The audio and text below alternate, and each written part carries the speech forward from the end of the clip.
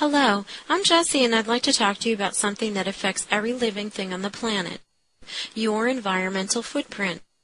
There are three finite basic elements to the global ecosystem that sustain life: land, water, and the atmosphere.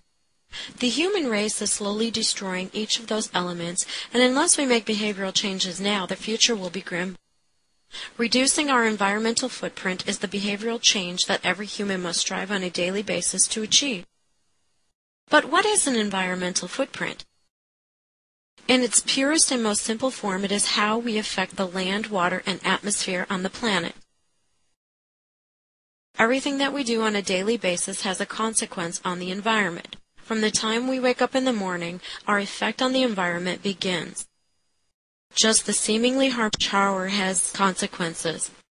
Think of it as a system process. The average shower is 10 minutes in length.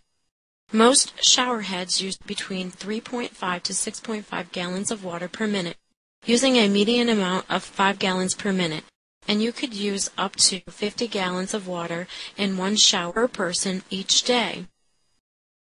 The hot water for that shower is generated either by natural gas or electricity. Natural gas burning increases greenhouse gases in the atmosphere. Electricity is generated in power plants that could possibly use coal or burning furnaces, again generating greenhouse gases. Coal mining requires the deforestation of land. Scientists are finding more and more links between deforestation and the global warming. Let's break that down into simple logic. Trees absorb carbon dioxide, so fewer trees means more carbon dioxide is loose in the air. More carbon dioxide means it's increased greenhouse gas effect, which leads to global warming. Soil erosion. While a natural process accelerates with deforestation, trees and plants act as a natural barrier to slow down as it runs off the land. Roots bind the soil and prevent it from washing away. The absence of vegetation causes the topsoil to erode more quickly. It is difficult for plants to grow in the less nutritious soil that remains. Because trees release water vapor into the atmosphere, fewer trees mean less rain, which disrupts the water table or ground level water.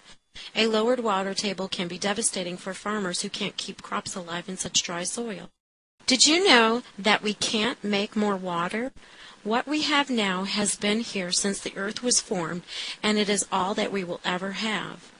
And you just wasted 50 gallons by taking a harmless shower with an inefficient shower head. This is system thinking and is how we have to think before we act.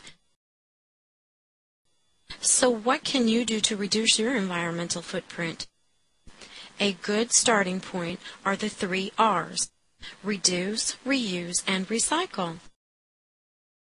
Of the 3 R's, reducing is paramount.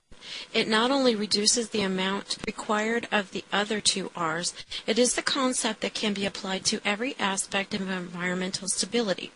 To effect the 3 elements I mentioned earlier, we have to reduce the generation of greenhouse gas emissions to preserve the atmosphere by reducing the amount of fossil fuels that we burn.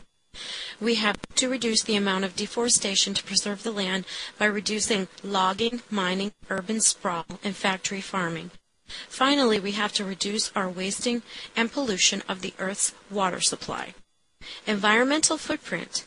We all have one, and we all have to do everything in our power to ensure that we shrink it as small as we can, possibly by reducing, reusing, recycling, and thinking in a systems way. Together, we can make a difference. So get up, get out, and get involved.